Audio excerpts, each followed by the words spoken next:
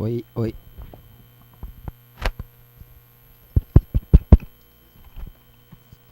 Tá funcionando.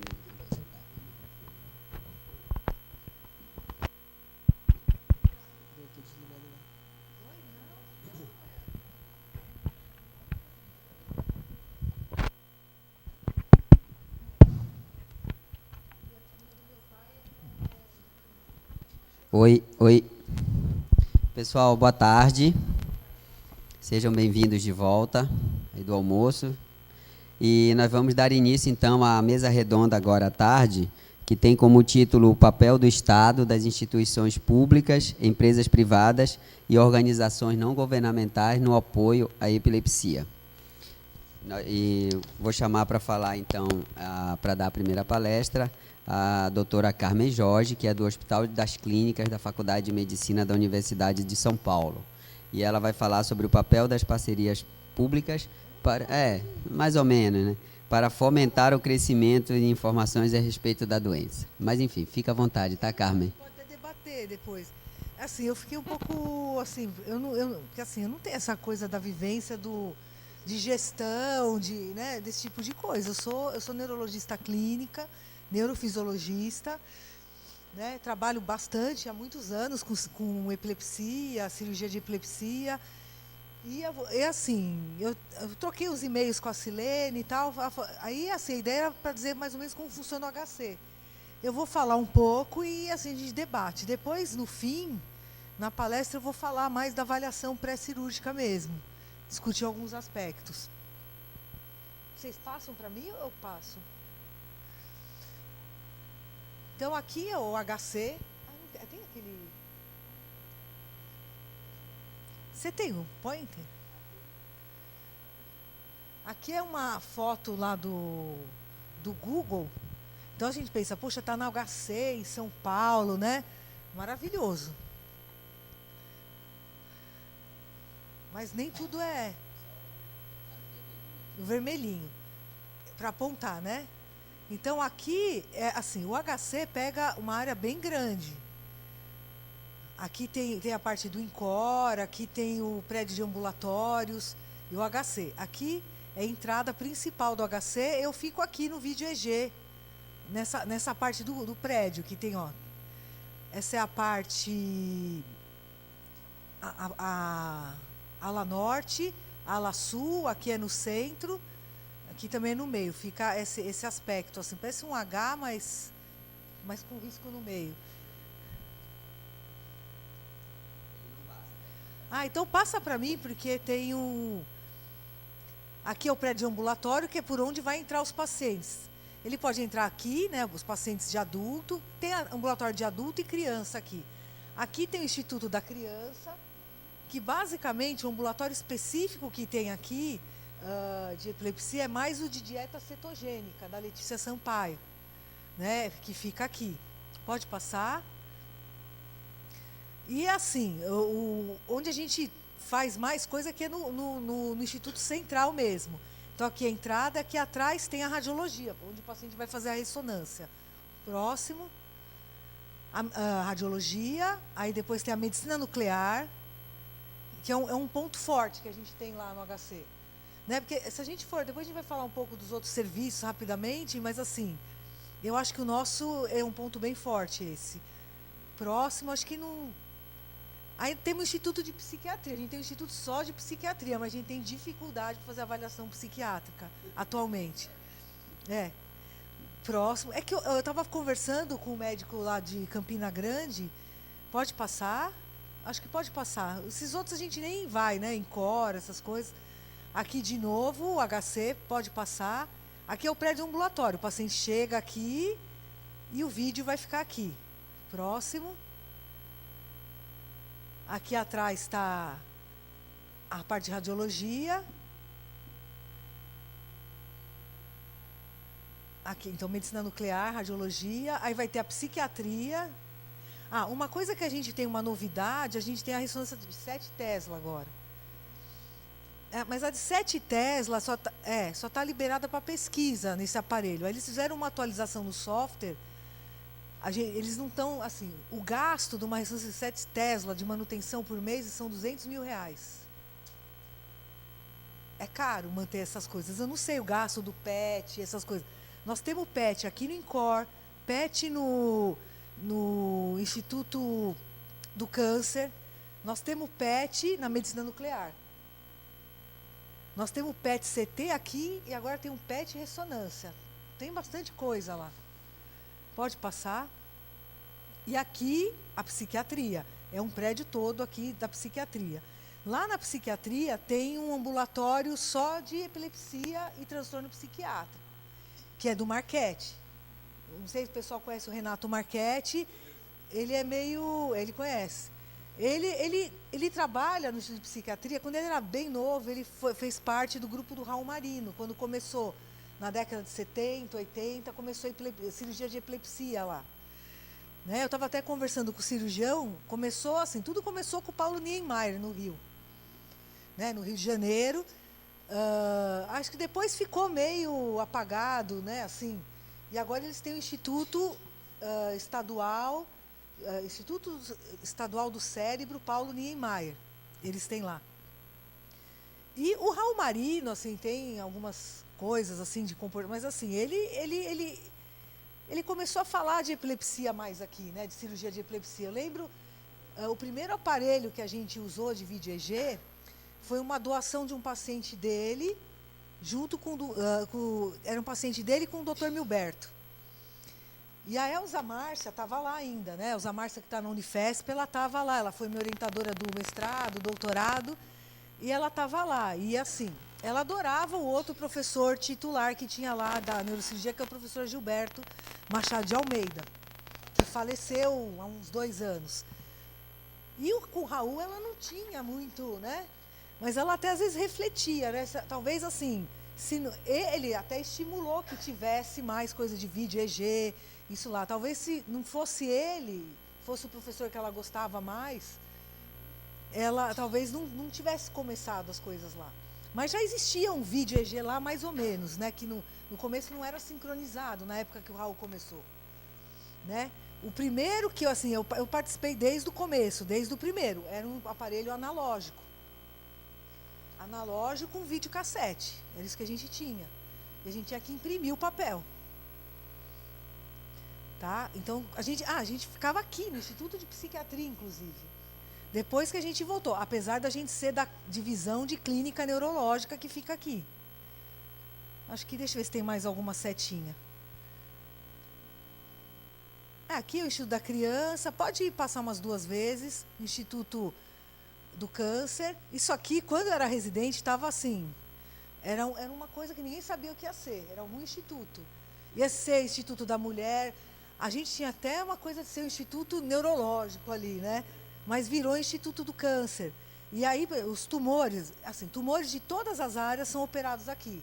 Então, tumor, eles tentam transferir para cá, mesmo que seja neurocirurgia, tem um serviço de neuro aqui, mas só para tumor. Próximo. O que nós sabemos de epilepsia? Então, já falou bastante disso, é 3% da população. Né? A gente está cansado de saber. E país menos desenvolvido tem mais. Por quê? Tem menos o pré-natal adequado, tem problema de parto, tem infecção congênita. Né? Vocês estão vendo Zika aí, né? Que é um problema de saúde pública, além de outras coisas, dá crise também. Né? Então, se você melhora saneamento básico, melhora condições, uma avaliação, parto, gestação, você diminui a epilepsia. É possível controlar todas as crises? Não. Né? Isso você já sabe. Esse é um trabalho clássico do Kuan e Brod. Né? Brod, que é o cara, o quente na área, lá da Escócia. E aí eles fizeram pacientes que tiveram a primeira crise, começaram a ter epilepsia e acompanharam ao longo do tempo e viram, assim, com o primeiro fármaco, 47% controlava. Com o segundo fármaco, mais 13%. Depois era 3%, 2%, 1%. E 30 e poucos por cento não controlavam. Né? Fazendo assim, num país desenvolvido, com todas as condições. Provavelmente, no nosso, a gente tem muito mais paciente descontrolado. Por quê? A gente está falando de cirurgia, que é uma coisa de hospital terciário, mas a gente não tem um tratamento adequado na atenção primária. Então, o que acontece? Você vai ter uma falsa refratariedade do paciente. O paciente não tem acesso ao remédio, ou está tomando o remédio errado. O Lilimin, lá da Unicamp, acho que um monte de gente já ouviu falar, ele adora umas festas, né? Fazer festa de epilepsia, ele faz festa do AVC, ele faz festa de tudo. Ele, mais uma outra, acho que é a Paula, acho que é Paula Fernandes. Não, mas naquela época era a Paula Fernandes, igual a cantora, né? Eles fizeram um trabalho para ver coisa de controle da epilepsia. E eles viram, não é só na rede pública o problema. Pacientes em consultórios privados, pacientes de convênio, também muitas vezes não tinham um tratamento adequado. Porque, assim, aquilo que foi falado na neuropediatria, a gente tem a classificação. Por que serve aquela classificação com um monte de coisa? Uma coisa principal que tem gravado aquela classificação, que existe as epilepsias generalizadas e as focais. Para as focais, a maioria dos remédios pode funcionar. A generalizada é uma parcela menor de remédio. E ela piora com vários remédios. Então, quer dizer, você pode tratar errado. Ou você pode também estar dando um monte de remédio, mas tudo em dose baixa. Ou o paciente não está tomando. A gente vai discutir um pouco mais isso. Então, aqui no nosso país, né, não é só a região norte, né, tem na cidade de São Paulo, a cidade de São Paulo é enorme, né, as discrepâncias que tem de atendimento, tem aquele atendimento top e tem atendimento lixo também. Assim, que o paciente não consegue tomar o carbamazepina direito. Então, assim, a gente tem dificuldade. Pode passar. As consequências para a epilepsia, assim, o paciente continuar tendo crise, a qualidade de vida, escola, trabalho, independência, isso gera custo também, né? Tem o estigma social, que a gente falou bastante, mas vamos pensar numa coisa, né, mais fria. Né? O cara tem crise, ele não vai para a escola, ele não arranja emprego, ele se aposenta, recebe aposentadoria por invalidez, né? O cara não vai trabalhar, o paciente tem muita crise, vai usar UTI, então, se você não tem um tratamento adequado, tem um monte de consequência. Você pode ter acidentes, né? O paciente se machucar, lesões, declínio cognitivo. A gente fala, paciente com epilepsia pode ter uma vida normal, pode, mas isso não é 100%. Tá? Não adianta a gente falar, não é tudo maravilhoso. Tem paciente que tem déficit cognitivo, sim. Tem déficit de atenção, tem déficit de memória e tem algumas síndromes mais graves que o paciente tem deficiência cognitiva, déficit cognitivo, tem deficiência intelectual. Né? Então, assim, e tem aquilo que foi falado, eu queria reforçar, da síndrome de West, por exemplo. Síndrome de West é uma urgência em neurologia, neuropediatria.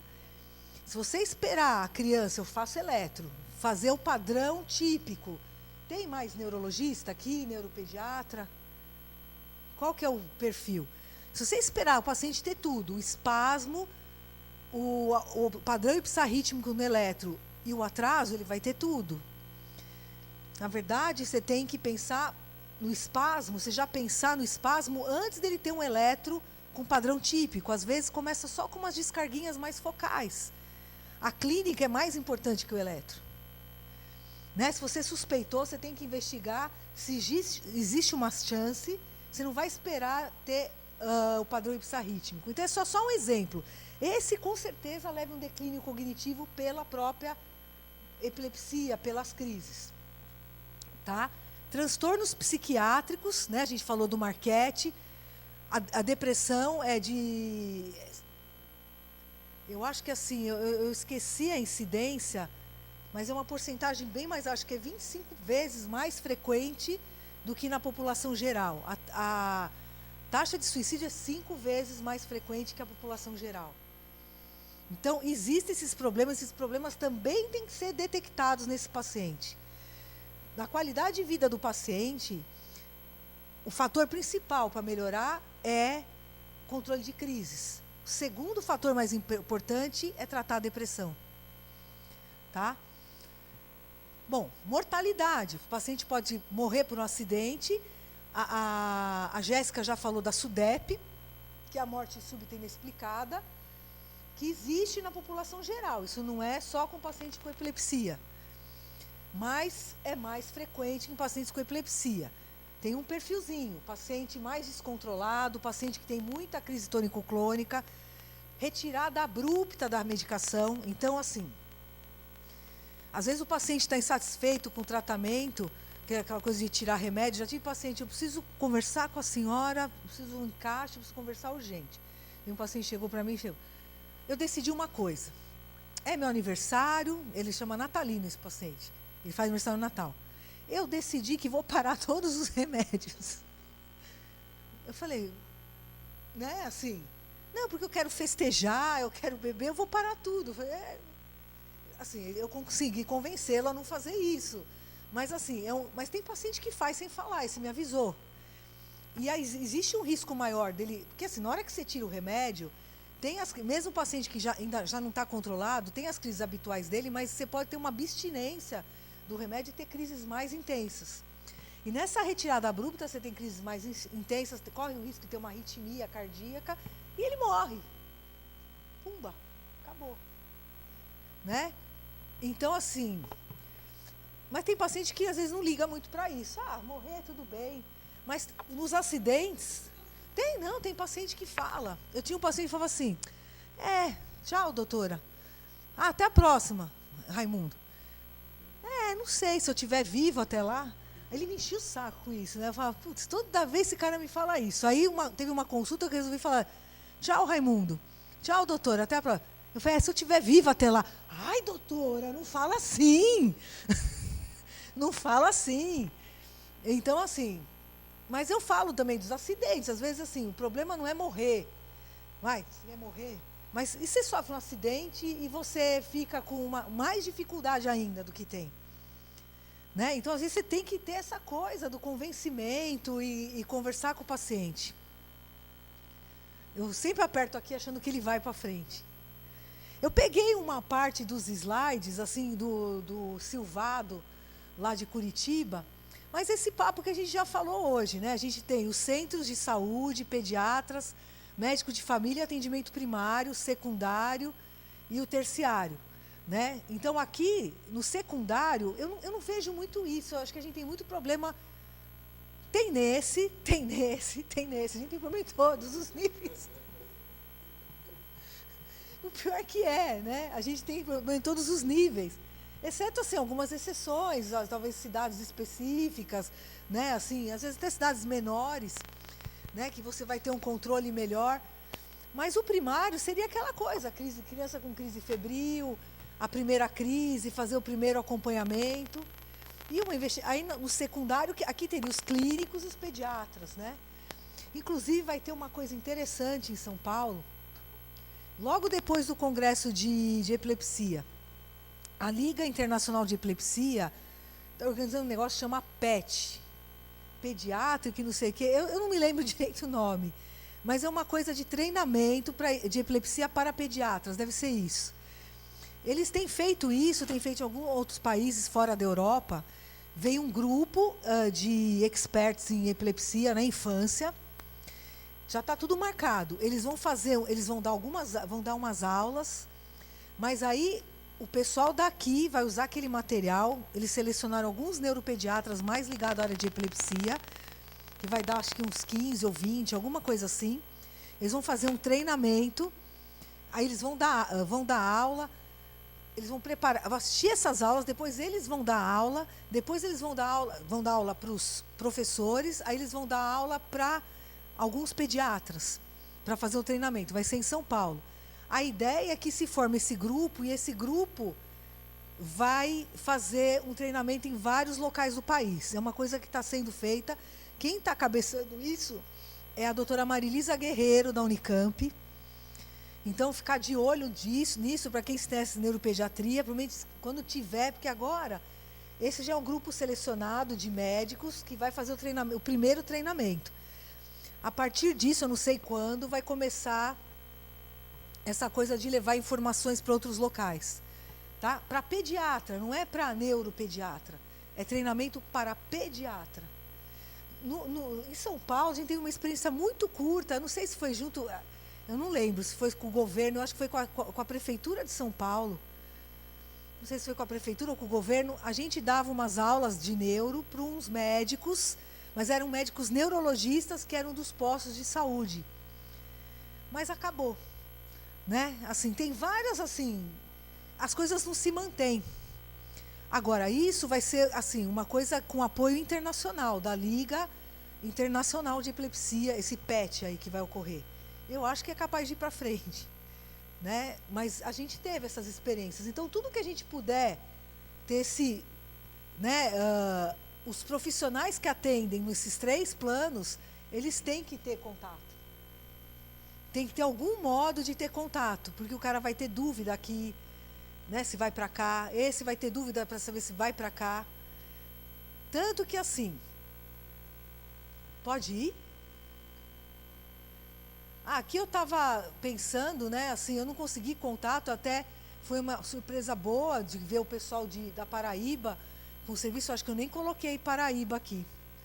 Né? Mas assim, Porto Alegre tem um serviço antigo, tradicional, eles funcionam bem e eles funcionam com o sistema de ter tanto pacientes do SUS, no mesmo serviço, na PUC de Porto Alegre, no hospital deles. Eles têm serviço do SUS e tem serviço privado lá, de convênio particular. É tudo no mesmo ambiente. Está funcionando. Né? Eu tive lá, conversei com o cirurgião e ficou meio nervoso com aquela mudança do SUS, né? De mudança dos valores que teve. Né? E ele culpava um outro serviço que não fazia a coisa direito, né? Que fazia muito exame diagnóstico, que pagava um valor até maior do que a cirurgia, e fazia pouca cirurgia. O governo achou esquisito e descredenciou um dos centros. Depois aí eles reformularam todos o modo de selecionar. Agora é mais amplo, né? Mais serviços têm a chance de se credenciar pelo SUS, mas agora eles pagam menos. Florianópolis tem uma ex-pós-graduanda da Elza Márcia que está lá, a Katia Lin, mas eu não sei se tem cirurgião lá, eu não tive conversa com ela. Ah, o loiro, né? Não. Estão lá com a Katia Lin, lá em Florianópolis. A minha ideia, assim, vendo essas coisas aqui na reunião, eu vou ver se a gente consegue dar uma melhorada. O site da Liga Brasileira de Epilepsia está muito legal, mas eu quero ver se eu faço uma parte da cirurgia e definir melhor como é que estão os locais. Né? Eu vou aproveitar o congresso para fazer isso, porque aí você encontra cara a cara, porque você manda e-mail e ninguém responde. Né? Curitiba, e aqui, quem tiver aqui de cirurgia vai ter meu e-mail na entrada, vai ter na saída do apresentação. Se puderem me mandar como é que está a situação nos seus locais, eu vou tentar divulgar e colocar os centros, por exemplo, porque vocês têm um site. Eu vou ver se o pessoal da Liga, porque eu sou a secretária permanente, mas ver se autoriza, assim, ter um link para o site de vocês. Que você tem um link do Congresso da Liga no seu site, né, que eu vi. Curitiba, acho que tem uns 3 privados lá, mas assim, do SUS tem o HC, o Pequeno Príncipe eu acho que tem privado e SUS. O HC é só SUS.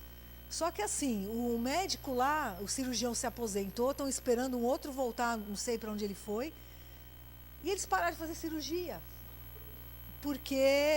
E o médico quer operar, tem condições para operar, mas ele tem 70 anos, o hospital fica com medo daquela coisa mas um cara com 70 anos vai ficar processando o hospital porque ele fez horas, não sei o quê. Eu acho que não, ele é um cara cirurgião, um cara reconhecido, eu acho que não, mas eles não deixam o cara operar lá. Eu estava até lendo um negócio do professor Paulo Niemeyer agora na internet, diz que a Santa Casa, que ele trabalhou lá no Rio de Janeiro, ele trabalhou não sei quantos anos, teve vários cargos, ele nunca ganhou nada. Mas assim, não é pra gente, não estou falando pra gente ser assim, meio, né? Mas a gente ganhava muito na parte privada. E podia se dar o luxo de ter, né, de ter isso. Tem o Brigadeiro, eu não sei direito como é que está agora. Teve uns percalços lá, mas eles continuam operando. Né? O Arthur saiu de lá, eles continuam operando. A Unicamp, o forte lá é a parte de imagem, né, com o Fernando Sendes, que todo mundo conhece. E também lá é só SUS, né, que eles fazem, eu acho. Apesar que eles têm um atendimento de consultório privado lá dentro da Unicamp. Cada vez mais os hospitais públicos têm esse tipo de atendimento. Eu acho que o INCOR é um dos pioneiros nisso, né? Nessa parte de atendimento tanto público quanto privado dentro do sistema. Tem críticas para isso, tem gente que defende, tem gente que critica, mas é um jeito, às vezes, de manter vivo. Porque, acho que em Porto Alegre é um exemplo disso, acho que próprio Ribeirão Preto é um dos serviços mais fortes de cirurgia de epilepsia do país, e eles têm esse perfil de ter tanto o privado quanto o do SUS, o sistema do SUS. Em São Paulo, vocês veem, em São Paulo nós temos HC, Unifesp, Brigadeiro, Unicamp, Ribeirão Preto, São José do Rio Preto, que eu lembrei e consegui achar. Talvez tenha mais serviços que não tenham uma repercussão maior que eu não saiba. Do Rio de Janeiro tem o Instituto Estadual do Cérebro, ele começou com tudo. Teve doação de setores privados e teve dinheiro, acho que veio do governo estadual e da prefeitura. Acho que talvez mais do governo estadual. Eles tinham assim, mas tem uma coisa esquisita lá. Lá não tem enfermaria. Lá tem centro cirúrgico e UTI. O paciente vai embora da UTI para casa. Se tiver alguma complicaçãozinha assim que não precisa de UTI, ele vai ser transferido para um outro hospital. É um hospital só para fazer cirurgia. Eles operam epilepsia, Parkinson, hipófise, mais esse tipo de cirurgia. Estava tudo bem, cheio de plantonista, cheio de coisa, mas teve essa crise toda no estado. Lá, assim, eu andei falando com a Isabela, está tendo problemas lá, assim, de atraso de pagamento, essas coisas, aí não funciona, mas eles estão tentando manter, acho que eles estão conseguindo manter algumas cirurgias ainda, assim, eles estão mantendo. Aí Belo Horizonte tem o HC de lá, mas eu acho que faz bem menos do que o hospital privado, que é o Felício Roxo. O NAT lá como é que ele chama? Zé Maurício, da Andréia, né, do pessoal lá, ele funciona bem. Eles tentaram credenciamento no SUS, Goiânia tem eles tinham, perderam e agora tem de novo.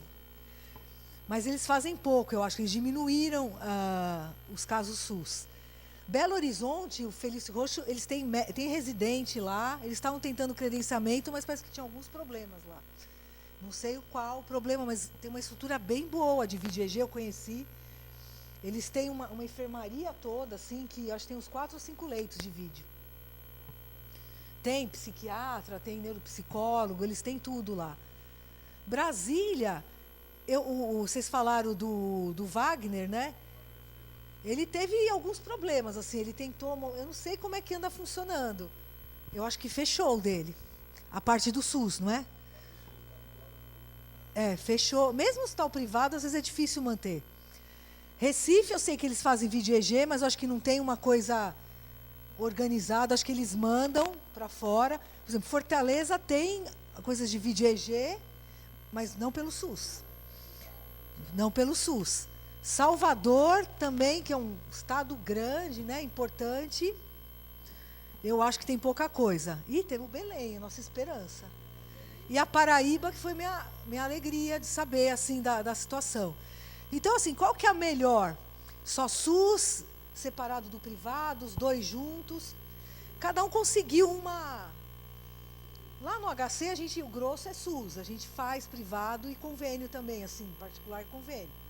Mas o grosso é o SUS, mas tem os dois. O HC é um lugar bem interessante. Nós temos 2 VGG.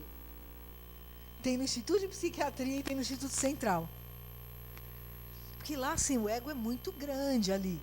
Né? Assim, então, a gente tem dobrado várias coisas. Né? Tem assim, vários titulares da mesma... Então, é bem... Mas, assim, a gente convive bem atualmente com o pessoal do VGG de lá. A responsável do VGG de lá, da PQ, é minha colega de residência, de estágio no vídeo, né? Quando eu comecei. Então, a gente... E lá, na psiquiatria, eles têm feito mais os casos de crises epiléticas, crises não epiléticas psicogênicas, que alguém perguntou. Vamos passar para acabar? Essas meninas. Então, unidade básica, vai para pronto-socorro vai para unidade básica. Mas aqui, eu tenho dúvida. Né? O pessoal não tem treinamento de epilepsia, não sabe o que vai encaminhar e quando vai encaminhar para quê. Próximo. Aí tem unidade básica, pronto-socorro, devia ter uma seta, as duas. Centro de, pode passar o próximo, neurologia, centro de neurologia, mas às vezes é um neurologista bom, mas que não tem um bom treinamento de epilepsia. Todo mundo acha que epilepsia é fácil. Né? Todo mundo acha que é fácil, porque assim, é a segunda manifestação neurológica que os neurologistas atendem. Né? Se você pegar um consultório privado do SUS, o que for de neurologia, o grosso é cefaleia e epilepsia. E transtornos psiquiátricos. Né? Que às vezes eles vão procurar o neurologista, porque conseguir um psiquiatra é mais difícil ainda que conseguir um neurologista. E aqui, os problemas. Então, a gente tem problema nessa parte, no atendimento básico, no intermediário e no centro de epilepsia, para você conseguir o centro e mesmo o modo como é encaminhado. Pode passar? Aí a gente tem, na verdade, o ciclo vicioso, ele colocou tudo junto, mas a gente tem o ciclo vicioso, eu acho que do atendimento mais básico. Então, você não consegue, encaminha para o especialista, daqui a 1 ano você consegue consulta. Falta de receita, não toma remédio. Se você não tiver um vínculo com o paciente, também explicar as coisas direito, mesmo que ele tiver tomar o remédio, ele não vai tomar direito, mesmo que ele tenha acesso ao remédio. Então, você tem que ter um atendimento minimamente adequado. E aí, tem muitos que às vezes não tem receita, não tem neurologista, eles vão muito para o serviço de emergência. Sobrecarrega o serviço de emergência, sendo que é um caso que poderia ser resolvido ambulatorialmente, porque você não tem quem atenda. E na outra situação, então, aqui está tudo perfeito, atendeu bem, eu quero encaminhar para a cirurgia. O pessoal não sabe o que encaminhar para a cirurgia. Às vezes manda caso que às vezes sabe que não vai ter indicação cirúrgica. Porque desses 30% que não controlam, não são todos que vão se beneficiar do tratamento cirúrgico, é uma parcela. Pode ir? Então, lá no VID-EG, a gente tem atendimento ambulatorial, o serviço de EG funciona super bem, enfermaria de neuro. O VID-EG, o ideal é funcionar 24 horas, 7 dias por semana. Então, tem o problema na entrada, a funila na entrada. Temos equipe, mas nós temos também problema com a equipe, falta gente para dar plantão no fim de semana. A gente consegue equipamento, então isso é uma coisa, vocês vão conseguir equipamento, mas tem o problema da manutenção dos equipamentos. Né? Assim, isso, eu vi uma vez uma reportagem no rádio da Maiana Zatz, que faz genética. Ela fala, a gente tem às vezes uns equipamentos tops.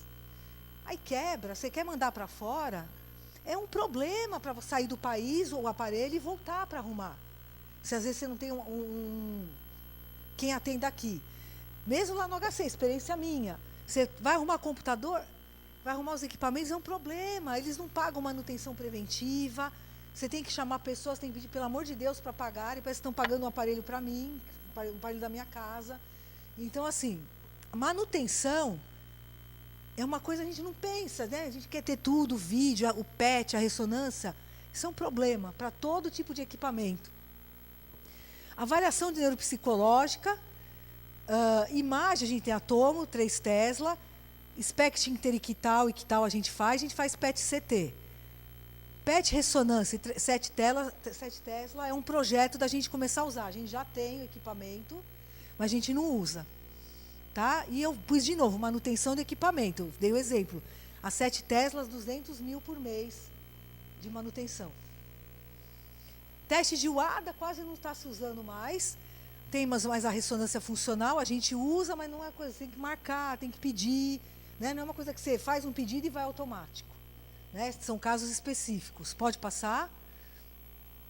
As cirurgias que a gente faz no HC ressectiva, a desconexão, né? A calosotomia e hemisferectomia.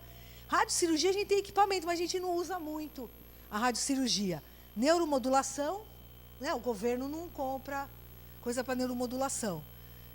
Investigação invasiva, nós temos equipe médica, temos expertise, vamos dizer, para fazer, temos imagem, nós temos vídeo EG, mas para monitoração invasiva, outra coisa. Vocês estão planejando, o vídeo EG tem que ser assim. Para placa a gente pode fazer até com 64 canais, mas o ideal é ter um aparelho de 128 canais para monitorização invasiva. O problema, eu não consigo comprar placa. Então, eu tenho vídeo, mas eu não consigo comprar placa subdural e eletrodo profundo para estéreo EG. Né? Custa 4.000 cada eletrodo. É caro. É caro. Manutenção de equipamento. Eu pus isso aqui, então, pode passar? Aí o grupo tem o Luiz Henrique, que assim, ele é o chefe do grupo de epilepsia, mas ele é professor da faculdade e tem que coordenar o curso do 4º ano, tem que fazer outras coisas, tem que passar a visita na enfermaria de neuro. Tem eu, que eu sou do vídeo, mas tem que ver um monte de outras coisas, né? Passa residente, estagiário, tem um ambulatório de epilepsia, tem que resolver os casos cirúrgicos, tem a reunião, né, que a gente faz mensal. O Lécio, que teoricamente é de epilepsia, mas ele tem vínculo com o pronto-socorro, então ele tem que cumprir as horas dele no pronto-socorro, e aí ele cumpre horas só no ambulatório de epilepsia. Então, todo lugar é difícil. O Valmir Passarelli é de Belém, né? Esse não volta mais para cá, casou com uma paulista, ele é neurofisiologista, neurologista, ele também cobre o vídeo EG, ambulatório, é neuroclínico, a Camila também. E o Ricardo Amorim é um médico de Recife, que ficou 3 anos na França, estudando estéreo EG, e ele está atualmente como voluntário com a gente, para ajudar a implantar essa parte do estéreo EG. A Elise Ribeiro, também de Belém, é uma neuropsicóloga ótima, né? Mas ela faz sozinha as avaliações, com alguma aprimorando, ajudando. Então, tudo assim, não é simples. Na psiquiatria tem o Progeps do Marquete, mas tudo é sobrecarregado lá. Então, a gente manda casos para lá, mas nem sempre chega. Na ressonância tem os chefes aqui, o Edson, a Paula, todos passaram na reunião de epilepsia, mas atualmente quem vai lá na reunião de epilepsia é uma ex, acabou a residência há pouco tempo e ela está indo na nossa reunião como radiologista. E o Ellison é o responsável pela 7 Tesla, que nós estamos tentando se enfiar lá. Tem angiografia, mas a gente está usando pouco agora. Talvez a gente volte a usar um pouco mais com o estéreo EG, que para você mapear onde vai colocar os eletrodos, às vezes você precisa fazer angiografia. Medicina nuclear tem uma Carla Oni e cirurgia nós temos o Wayne e a Leila. Pode passar? Entre no site da Liga, que tem bastante informação, tem livros em PDF que vocês podem baixar. O congresso nosso de epilepsia vai ser é um congresso nacional de epilepsia de 6 a 9 de junho. Vai ser no Maxud, em São Paulo. Tá? Espero que vocês vão lá. E pode passar o próximo. Falando de parceria, né, com a parte privada, na Liga Brasileira de Epilepsia está tendo uma bolsa de estudos que é patrocinada pela Politec, né, para capacitação em epilepsia, para neuropediatras e neurologistas. Tá? Eles têm que ter título de especialista, entra no site e vocês vão saber tudo. É para o ano que vem, só que a inscrição é até agora, ó, 30 de abril. E tem umas coisas de pontuação lá que quem é do norte ganha uns pontos a mais. Dá uma olhada lá, porque a ideia é levar para o pessoal mais de longe. Né? Então, quem tiver interesse, e a bolsa ser uma bolsa boa, de R$5.000 por mês, para ficar 12 meses, ou no serviço do Fernando Sens, lá na Unicamp, no Paraná, com o pessoal lá do Silvado, o Luciano de Paola, em Florianópolis, com a Katia Lin. E lá no HC, na verdade, só vai ter assim, o paciente eu passaria no eletroencéfalo com a Eliana Garzon. Tá? Acho que acabou. Acho que eu falei muito, né? Aqui do congresso, se você colocar em congresso assim, epilepsia 2018, já aparece congresso. Aqui meu e-mail, carmen.jorge@hc e tal. Desculpa aí o...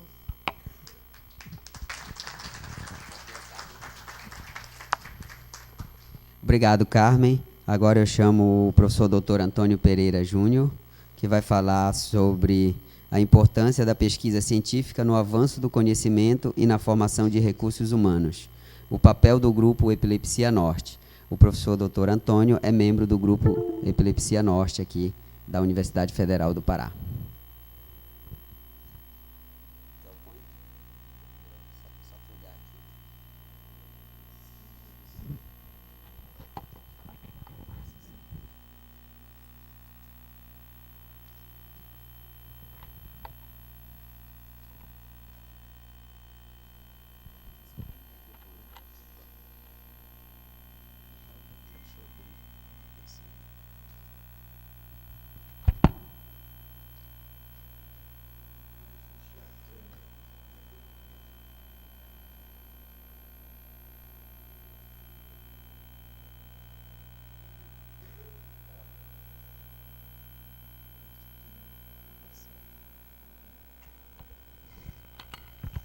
Bem, boa tarde a todos. Para mim é um prazer participar novamente desse evento. É o segundo, né, em seguida. E na situação atual, esse tipo de continuidade a gente tem que celebrar. Né, não é fácil. Quero parabenizar os organizadores, Silene, que está ali sentada, ali atrás, Francinaldo principalmente, e os alunos e os voluntários, né, que também trabalho arduamente para colocar um evento desse em pé. Né? Bem, eu vou falar aqui, não é? O título da minha palestra é bem ambicioso. Eu vou falar um pouco, não é? Eu vou, na verdade, ancorar a apresentação no trabalho que a gente está começando a fazer agora lá na Universidade Federal do Pará. Eu sou atualmente professor do Instituto de Tecnologia da UFPA, mas a minha formação de pós-graduação é toda em neurociências. Então eu me considero um neurocientista que está tentando voltar a ser engenheiro.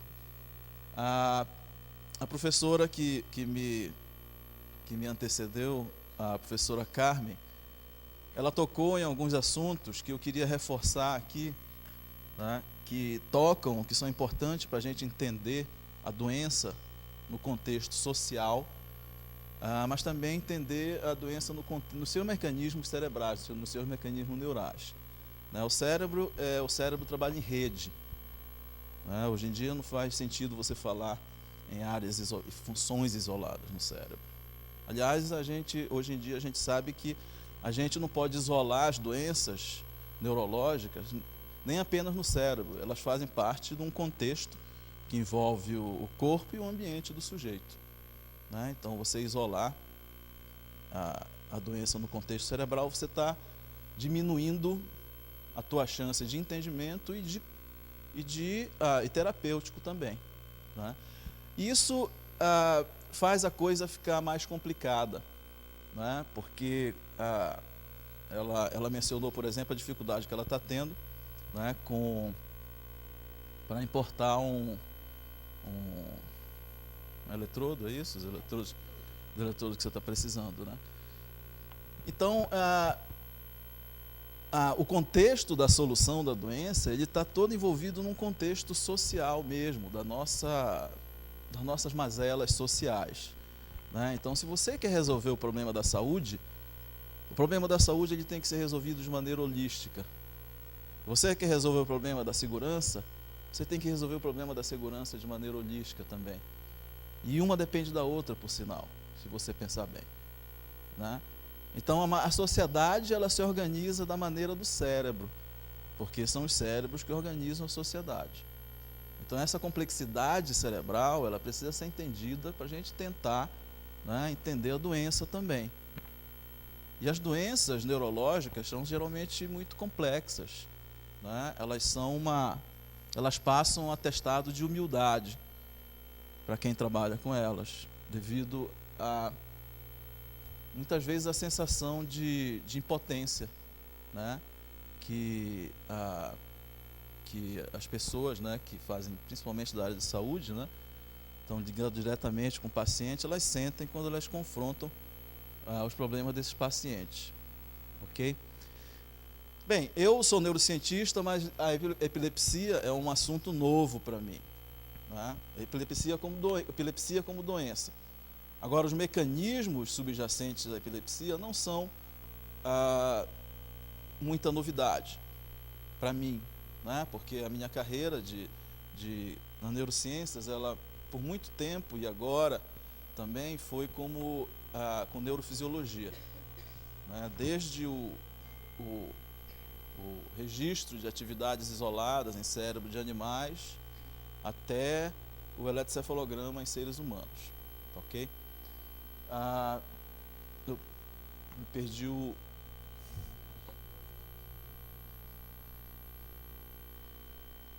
Ok, então vamos passar o primeiro slide.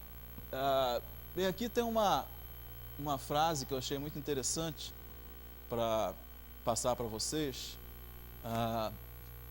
e que demonstra um pouco o que eu falei dessa dificuldade, né?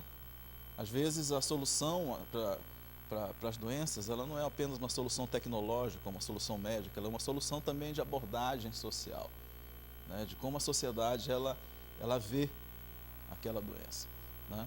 Então, a história da epilepsia pode ser resumida em 4.000 anos de ignorância, superstição e estigma, seguido de 100 anos, né, ou 150, de conhecimento, superstição e estigma. O estigma persiste, né? A gente se acha tão evoluído, mas esse estigma que já acompanha a gente há 4.000 anos ainda persiste com relação à doença. Pode passar?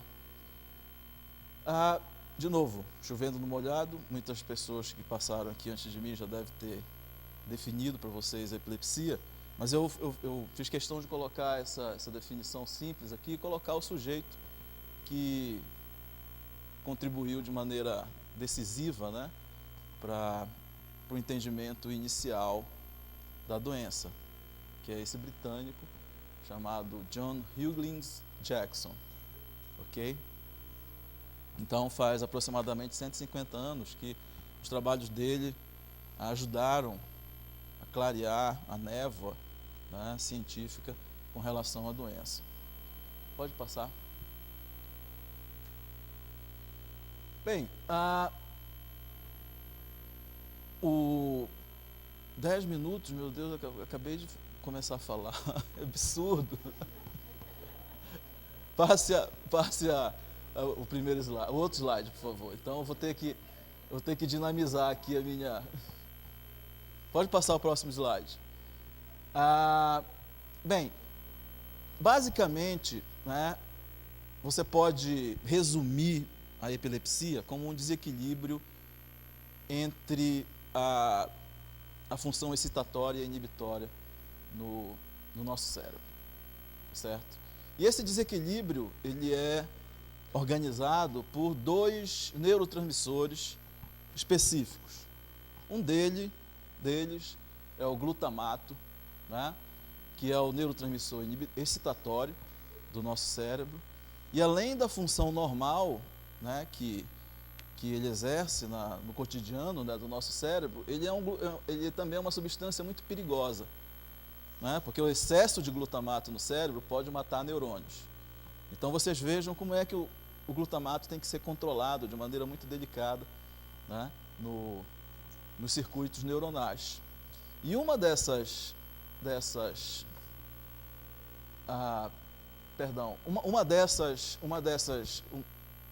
controles, né, que é realizado da função excitatória do glutamato é através de um neurotransmissor inibitório chamado GABA. Tá? Então aqui deve ter alunos de medicina, alunos de biologia, mas deve também ter muitas pessoas leigas, né, no assunto. Essa figura estranha que eu estou mostrando aqui é um diagrama mostrando um circuito neuronal típico do nosso córtex cerebral, que é composto, né, de várias células excitatórias, né, são essas células vermelhas aqui, né, e algumas células inibitórias que usam o GABA, neurotransmissor inibitório, que são essas azuis aqui, que controlam a excitabilidade neuronal, o cavalo selvagem que é o glutamato. Tá certo? Então, o GABA, ele controla a excitabilidade neuronal nos circuitos corticais. e isso gera o que a gente chamou de equilíbrio, excitação e inibição, que é um equilíbrio extremamente delicado, né? Como tudo está relacionado com os circuitos cerebrais, tudo é muito delicado, tudo é muito preciso. Então essa delicadeza ela precisa também ser incorporada no entendimento das patologias. Se você puder voltar duas figuras, essa figura aqui também é bom de mostrar, muitos de vocês já conhecem, outros não. Isso aqui é um famoso eletrocefalograma, né? E o eletrocefalograma, ele registra a atividade elétrica daqueles circuitos que eu mostrei para vocês. E uma coisa que fica óbvia do eletrocefalograma é que a atividade daqueles neurônios, daquelas células, ela é oscilatória, né? Ela oscila em situação normal, né? Como vocês podem ver por aqui, por essa região.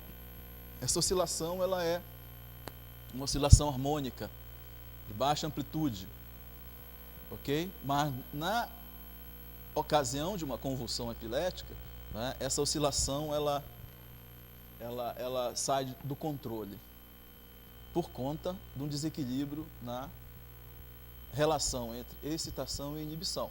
Isso aqui pode ter acontecido porque tem muita excitação, por uma quantidade normal de inibição, ou, ao contrário, eu tenho um nível de excitação normal, mas alguma coisa comprometeu o controle inibitório dos neurônios glutamatérgicos. Independente do que ocorreu, né, eu tenho esse padrão aqui feio, né, esse descontrole elétrico na atividade oscilatória normal do cérebro. Pode passar. Pode passar. Bem, também, né, como eu não sei como é que os outros apresentadores falaram sobre o assunto, eu coloquei aqui também algumas informações interessantes, né? Por exemplo, isso aqui é a incidência de epilepsia em termos de idade, né? Então vocês veem que tem uma distribuição, isso aqui homens, mulheres, verde, e o global, juntando os dois. Vocês veem que essa distribuição de incidência, ela é uma distribuição bimodal, né? Ela é elevada em idosos e em crianças. Por quê? Né? Quando a gente entende os mecanismos, né, os circuitos neuronais, a gente começa a fazer suposições, né? O cientista, as pesquisas, elas começam assim, por hipóteses. Então eu posso fazer uma hipótese aqui, né? A minha hipótese é de que durante a infância e a adolescência, os circuitos neuronais eles estão sendo refinados, ok? E durante esse refinamento, o equilíbrio e a excitação, ele pode ser comprometido, né, por alguma situação específica que eu não posso determinar. Existem várias causas prováveis para isso. E no final da vida, né, quando a gente é idoso, o problema é que os circuitos neuronais, eles estão, eu não quero usar essa palavra, mas eu vou usar porque, na falta de outras, eles estão desmoronando, né? Tudo morre, inclusive os neurônios do nosso cérebro, que já começam a morrer na infância, né? Antes da gente nascer. Agora, quando a gente fica mais idoso, essa taxa de mortalidade aumenta e é de se esperar que esses circuitos neuronais eles sejam desestabilizados e, com isso, né, há o equilíbrio, excitação e inibição. Pode passar? A professora também já falou sobre isso. Isso aqui são dados da Europa, mostrando como é que a epilepsia ela impacta, né,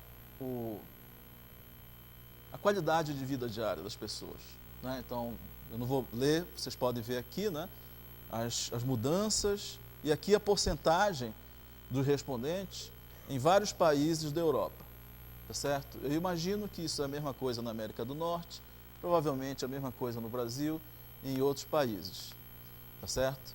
Agora, de novo, voltando ao que eu falei no início, né, a gente tem que entender o cérebro como uma rede, uma estrutura que trabalha em rede, né? Então, mesmo um foco epiléptico, né, bem localizado no lobo temporal, né, ele pode causar um distúrbio na rede, tá certo? Que pode, a partir dessas ondas que emanam daquela zona que está perturbada, né, gerar um transtorno de humor, problema de memória, problema de sono, Tá certo? Então, quando a gente fala de epilepsia, a gente tem que entender como é que o cérebro funciona. Né? E muitas vezes o foco epilético foi retirado, mas o problema continua. Né? Pô, mas também aquele foco epiléptico, ele desestabilizou a rede por tanto tempo, que agora mesmo que eu retire, a rede está desestabilizada. O que é que eu posso fazer tendo em vista essa realidade? Né? Pode passar? Como a epilepsia pode ser tratada, também. Apresentadores melhores do que eu para falar disso já falaram isso para vocês, é medicamento, dieta. Só que 30% não respondem à medicação. A indicação, vi o professor Dr. Francinaldo aqui, né? Só que ela é efetiva apenas em 60% dos pacientes. Tá certo? E o que acontece com esses 40% que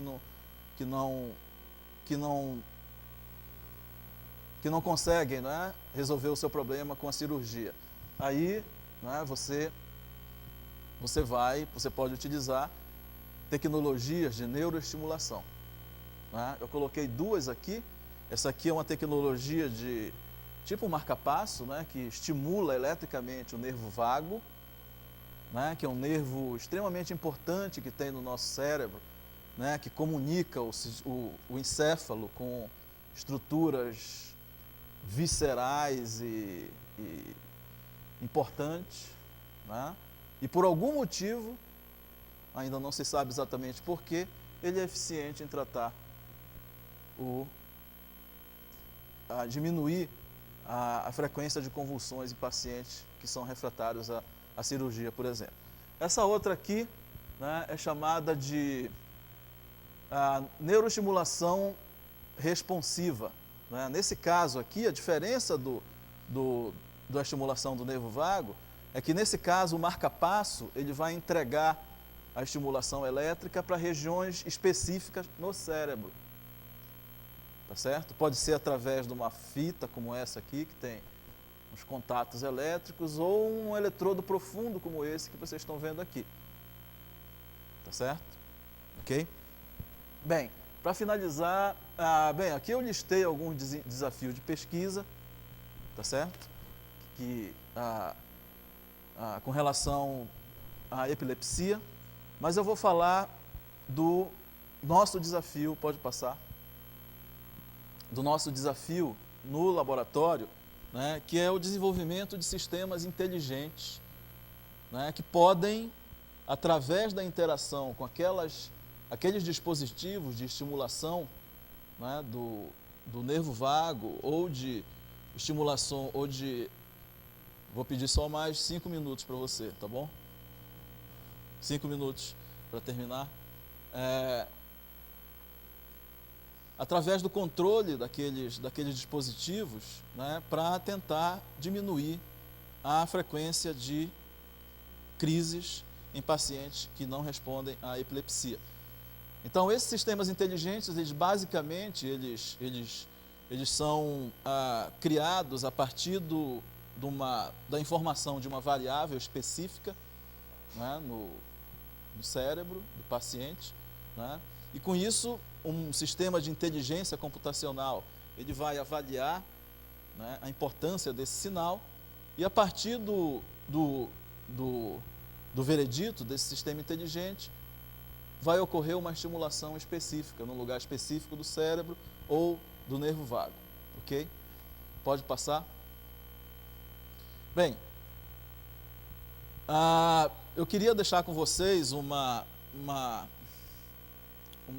ideia, né, da abordagem que a gente vai utilizar, e eu queria utilizar uma metáfora, né, para vocês entenderem melhor esse equilíbrio, excitação e inibição, né, que você pode também, pode passar, chamado Yin e o Yang do cérebro. Né? Na natureza a gente encontra essa metáfora do equilíbrio em várias instâncias, né? E essa metáfora do equilíbrio, do Yin, do Yang, ela é importante, né, no entendimento da relação entre excitação e inibição no cérebro e também da epilepsia em particular. E uma metáfora bastante interessante que eu encontrei foi essa de uma duna de areia. né?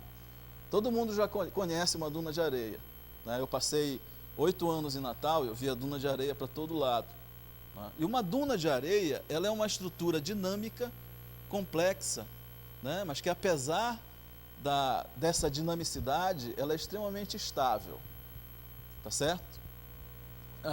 Como uma duna, o cérebro se equilibra na borda da estabilidade.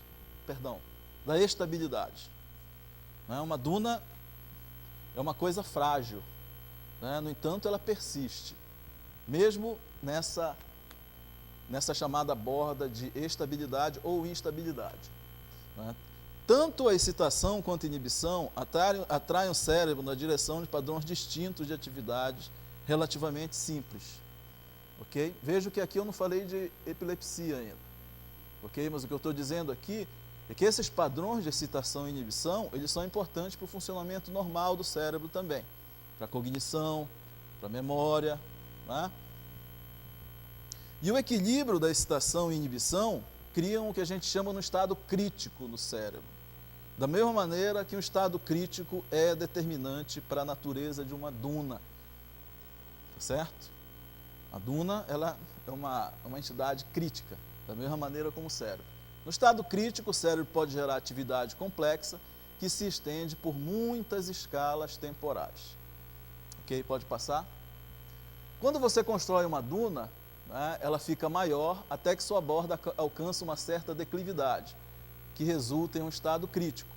Aí o que acontece? Se você colocar mais areia nessa duna, né, essa areia vai escorrer, né, um pouco de areia ou uma parte da duna, mas a duna ela permanece, né, criticamente, né, daquela maneira, apesar desse desgaste natural.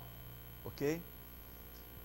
Adicionar mais areia, então, deflagra avalanches de várias escalas espaciais, variando de uns poucos grãos até porções maiores da própria duna. No entanto, a duna permanece nesse estado crítico. Tá certo? E a mesma coisa é a atividade elétrica normal do cérebro, né, que funciona num estado que a gente chama de criticalidade, né, onde a excitação e inibição, né, o vento na duna, por exemplo, né, e a qualidade da areia em resistir à ação da gravidade, né, determinam o formato da duna, apesar desse estado crítico. Pode passar? Agora imagine que a duna é construída, né, de contas de vidro. As contas de vidro lisas não grudam bem.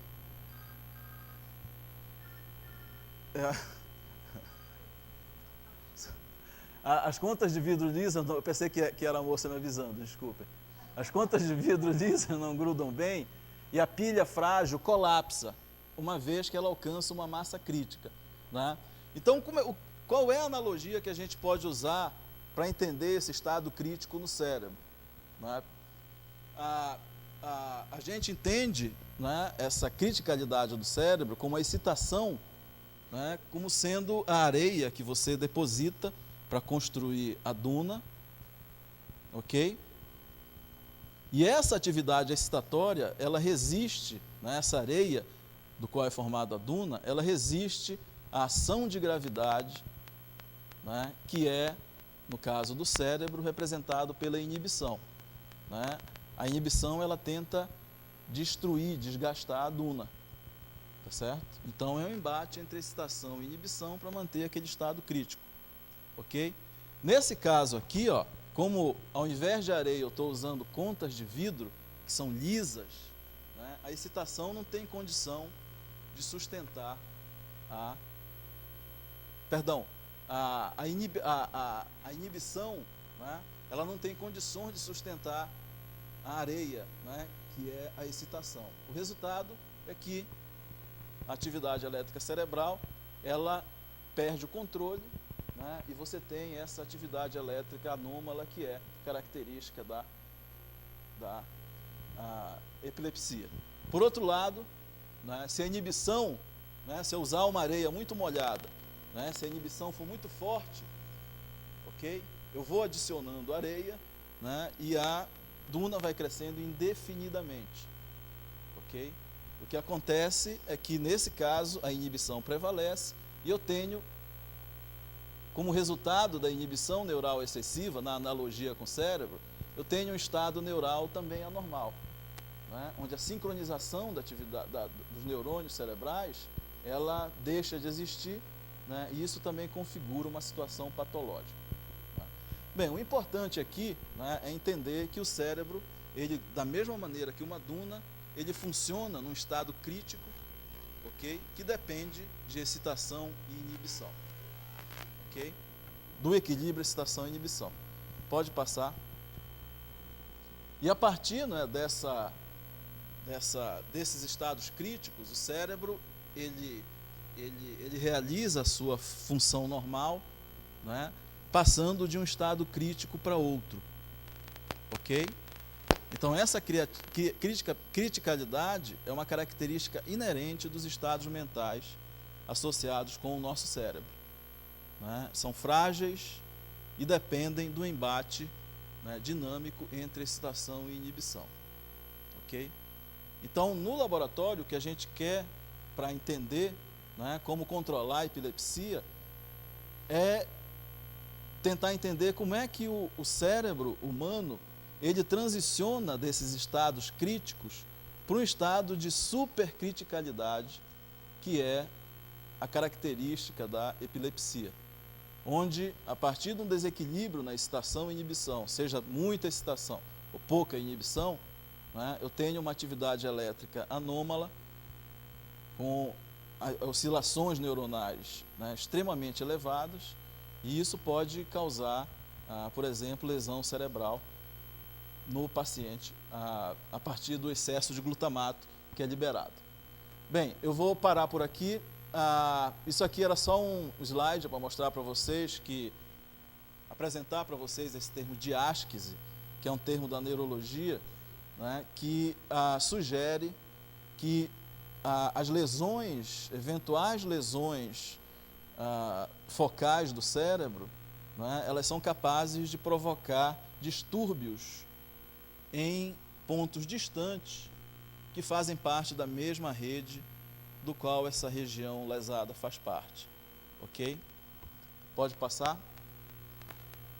Então, esse é o grupo de neurofisiologia, né, que funciona na Faculdade de Engenharia Elétrica e Biomédica da UFPA. Pode passar? Esses aqui são os participantes do grupo. Alunos de pós-graduação, iniciação científica, Francinaldo, e um colaborador, professor da UFPA também. Me desculpem por ter avançado além do tempo, e eu estou disponível para perguntas se vocês assim tiverem vontade. Muito obrigado.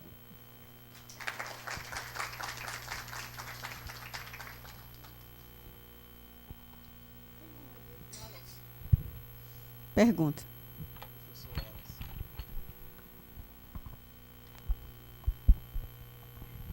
Excelente palestra, professor Antônio. Eu gostei da analogia da duna, muito interessante.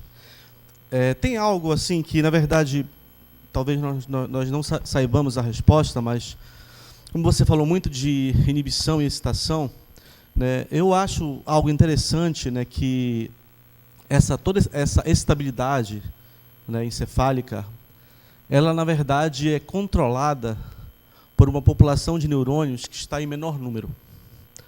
Tá? Então, assim, teleologicamente, algo assim mais um pouco filosófico, se você já refletiu, tem alguma ideia sobre o porquê toda a estabilidade do encéfalo é controlada por uma população de neurônios, né, que está em número menor.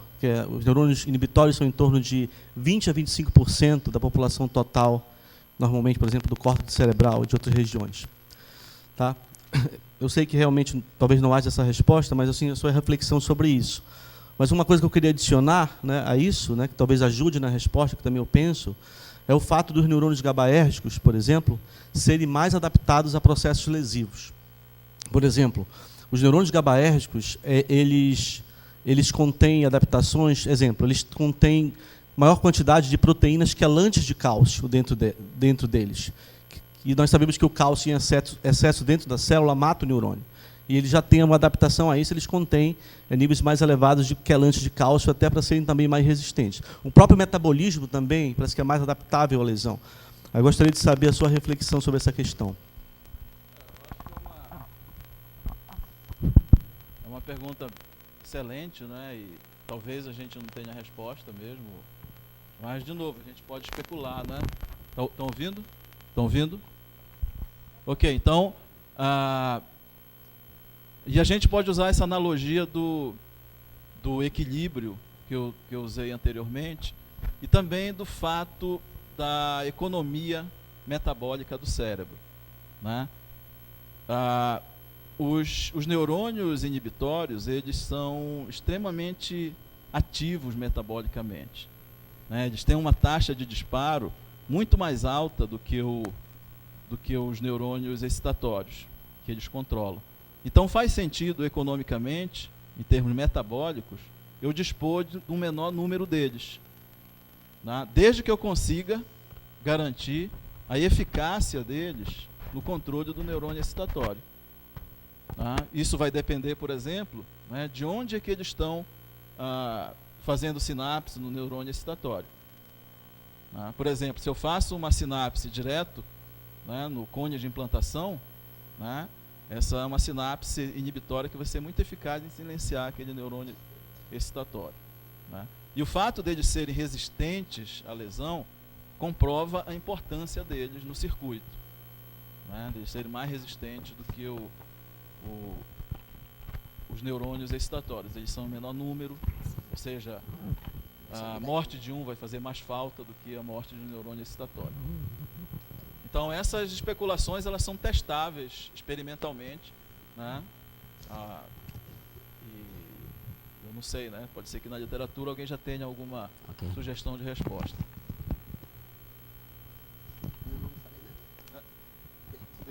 Alguém tem mais pergunta? Ok, gostaria de agradecer ao professor Dr. Antônio pela palestra, e agora eu gostaria de chamar a Juliana Nakamura, ela que é enfermeira, tem MBA em gestão e é consultora da Politec aqui, né, no estado, uma das nossas grandes parceiras. E ela vai falar para a gente sobre as estratégias de parcerias entre as empresas privadas nacionais e internacionais para incrementar ações no âmbito da saúde.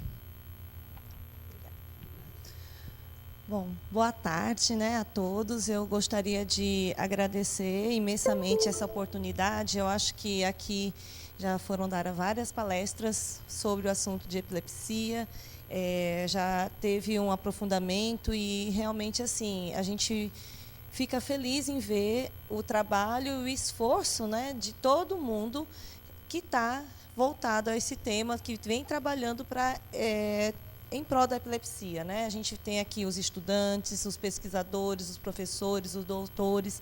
Então, realmente, a gente que é da empresa, nós trabalhamos com material para epilepsia, então a gente fica imensamente satisfeito em encontrar pessoas tão dedicadas para o trabalho do dia a dia, que a gente sabe que é muito árduo, né? Já teve vários assuntos aqui abordados, não só da parte médica, mas também da equipe, né, multiprofissional. Então, a gente vai agora fazer acrescentar um pouco mais nesse tema com outro olhar, né? Aqui, a palestra da doutora Carmen deu para a gente conhecer um pouquinho do trabalho em São Paulo, né? Agora, a gente teve uma explanação agora também falando do trabalho aqui em Belém. E a Politec, ela é uma empresa de material hospitalar, e a gente ficou com essa palestra sobre a questão das parcerias e das empresas nacionais e internacionais. A Politec é nacional, mas a gente trabalha com materiais internacionais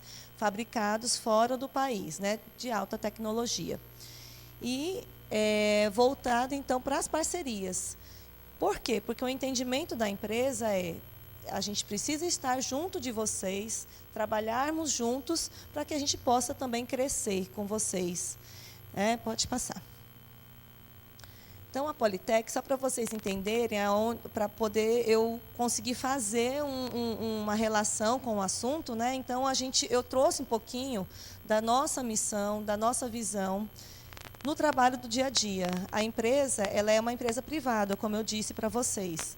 Mas a Politec ela tem um compromisso, né, em estar realmente junto de vocês com a questão da qualidade de produtos, com tecnologia, né, mas a gente trabalha diretamente com importação de material. Então, a gente tem na nossa raiz a questão de oferecer soluções inovadoras, né, e poder proporcionar conhecimento necessário para gerar excelência nos serviços. Então, vocês já têm o trabalho no dia a dia aqui com os pacientes e a gente vem para agregar e buscar parcerias com vocês também. A visão, então, de ser reconhecida como a melhor empresa nacional fornecedora de material médico hospitalar, mas nunca esquecendo dos nossos valores. Então, a gente sempre tem, dentro dos nossos treinamentos, a lembrança e o reforço no nosso dia a dia, no trabalho também dos nossos valores, voltados para a ética, né, de atuar de uma forma responsável no nosso dia a dia, confiabilidade, qualidade nos produtos que a gente vai propagar, inovar, porque a gente trabalha com material de tecnologia e trazendo essas inovações para o dia a dia de vocês e também, principalmente, os nossos usuários. E o comprometimento, né, com as competências dos profissionais, né, tá sempre comprometido com o conhecimento, está sempre comprometido com os resultados sustentáveis, porque não adianta a gente trazer tecnologia se a gente não tiver um comprometimento que isso seja difundido de forma correta, né, e sustentável para o dia a dia dos pacientes. Pode passar. A empresa hoje, esse ano, ela vai estar completando 45 anos, mas, enfim, é uma empresa que com mais de 40 anos no mercado e a gente sempre trabalhou com alta tecnologia. Ela se destaca com produtos sempre inovadores e de alto padrão de qualidade. Pode passar. A empresa não começou com a parte de saúde. Ela começou em 1973 com um administrador de empresa e um engenheiro químico. E eles começaram a trazer materiais de importação para produtos de pesquisa industrial e mineral. Mas, na década de 80, ela já estava com esse formato que ela tem hoje, voltado para o mercado de saúde.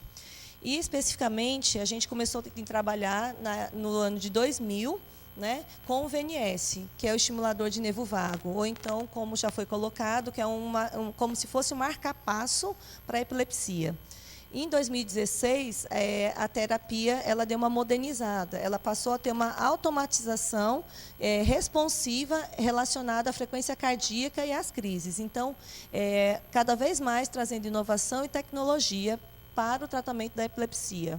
Né? E a empresa, então, hoje, ela difunde essa tecnologia junto dos profissionais, porque a indicação é uma indicação médica, é uma indicação que tem parâmetros e todo um protocolo pré-estabelecido. Então, realmente, a gente vem para contribuir com o tratamento no dia a dia, mas a gente sempre busca um trabalho sério junto às instituições e profissionais que realmente fazem a epilepsia e fazem o trabalho da epilepsia com os pacientes e também com as famílias. Então, é um trabalho voltado com a parte ética e o compromisso com o paciente também. Tá? Pode passar. Então, a gente trouxe algumas estratégias de parceria, né? Porque a empresa ela também entende que isso tem que ser uma coisa séria, porque senão cai no descrédito. Então, a gente sempre busca encorajar a pesquisa e a educação na área de saúde, contribuindo de forma relevante no setor de saúde como um todo, porque a gente não trabalha só com material de epilepsia, a gente tem outros materiais. Mas uma coisa que a gente sempre prega e sempre pede é o trabalho de pesquisa e de educação, né? Então, esse momento que a gente está aqui é um momento de educação. Então, a empresa hoje ela preza por isso e vem buscando todos os dias estar reforçando isso, inclusive no seu corpo de equipes de trabalho. Promover o desenvolvimento, a inovação e o aperfeiçoamento de produtos na área da saúde através da colaboração mútua entre as empresas e os profissionais. Então, a gente também tem esse tipo de estratégia para quê?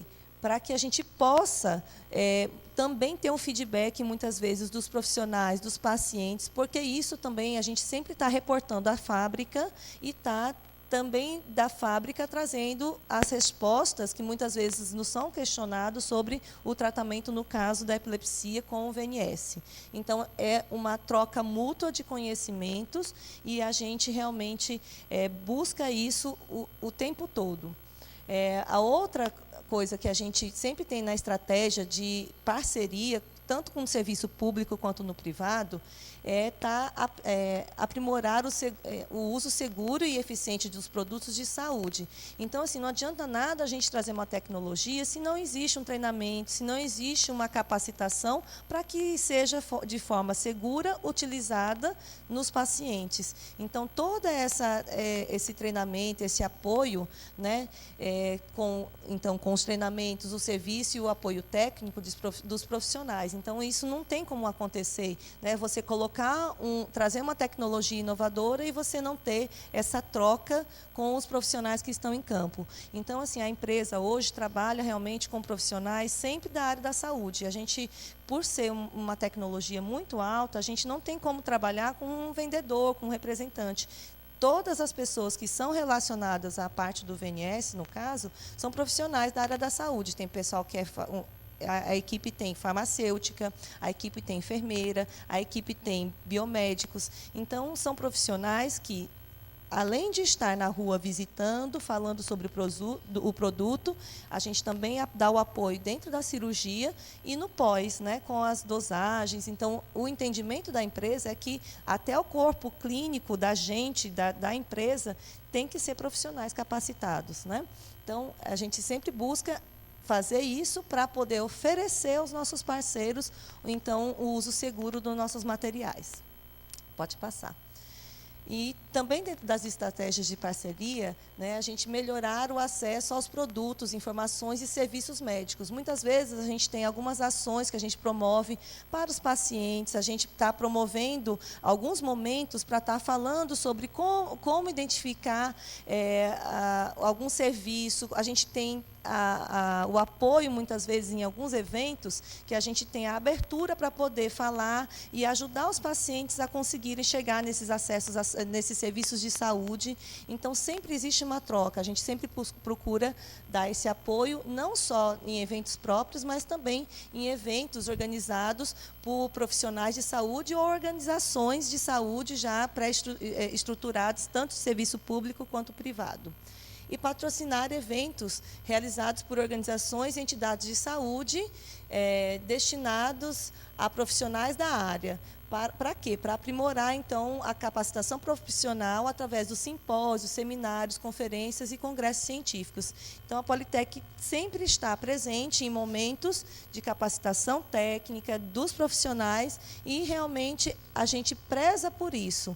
Então, é um trabalho, um caminhar junto com vocês, porque hoje eu percebi que os temas foram amplamente discutidos, né? Desde questão estrutural do serviço de saúde, quanto da questão técnica em si da epilepsia. Então, esse momento de estar com vocês nos eventos, nos momentos de eventos não só profissionais, mas também com pacientes, a gente tem esse trabalho no nosso dia a dia, enraizado, inclusive, na cultura da empresa. Então, são essas ações que a gente vem buscando fazer, porque hoje existe uma linha muito tênue entre a fábrica, a indústria, ou então a própria importadora, né, as empresas, com o trabalho ético dentro de uma instituição que é de renome, dentro de uma instituição que faz pesquisa. Então, o conjunto de tudo isso, né, a gente sempre vem buscando ter um trabalho muito correto e é isso que a gente busca, essas parcerias saudáveis, que a gente possa realmente estar falando do nosso produto, mas também estar com os profissionais, capacitando eles para o entendimento da nossa tecnologia. Pode passar. Então, assim, só para concluir, eu gostaria, então, de estar agradecendo esse espaço, porque quando a gente vai para um evento, normalmente a gente recebe, né, tem um momento de estar no stand, ou então algum momento mais específico, e eu agradeço, doutor Francinaldo, de ter aberto esse momento para a empresa, porque a gente também está para ajudar no trabalho do dia a dia de vocês. E a gente quer que vocês tenham realmente o sucesso no trabalho, a gente também veste a camisa da epilepsia, apesar de sermos uma empresa privada que trabalhamos com tecnologia. Então, às vezes, as pessoas mesmo não entendem esse relacionamento saudável que pode existir entre uma instituição séria e uma empresa que também busca seriedade no trabalho, no dia a dia. Então, eu gostaria de agradecer essa oportunidade, que realmente é uma oportunidade rara, que a gente recebe, e eu estou à disposição de vocês para alguma dúvida também. Então, assim, muito obrigada pelo espaço. Obrigada.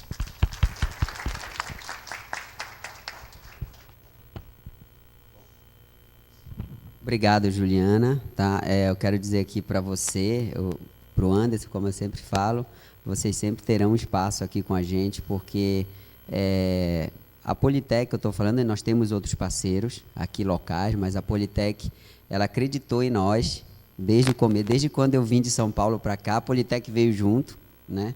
Acreditou no Norte, acreditou aqui no Pará, acreditou que a gente poderia desenvolver epilepsia aqui e continua acreditando, apoiando e continua incentivando, isso é o mais importante. Tá? Então, realmente, a gente não poderia, o evento ficaria incompleto se não tivesse a participação de vocês, assim, de forma mais ativa, e a gente espera levar essa parceria adiante e ampliar cada vez mais. A Carmen mostrou vários centros e como cada um está se virando, né, para continuar existindo, né. É difícil você manter um centro de epilepsia só com recurso público, né. Também não é fácil manter só com recurso privado. Então, a ideia nossa aqui do nosso grupo, que a gente tem trabalhado, é fazer a parceria mesmo, né. Termos um suporte da área pública, claro, mas também contarmos com a ajuda de parceiros no sentido de fornecer produtos, treinamentos, né, possibilidade de ir a congressos, espaços em eventos e tal, para que a gente cresça junto, tá? A gente não exclui nenhum dos dois, tá? Então, esse é o modelo que a gente escolheu para cá, que a gente está seguindo e que até agora tem dado muito certo e que a gente pretende ampliar daqui para frente, tá bom? A gente vai para o coffee break agora, tá? 10 minutinhos, tá, pessoal, que a gente está com o nosso horário bem curto e daqui a pouco a gente volta para a segunda parte dos eventos da tarde, tá? Obrigado.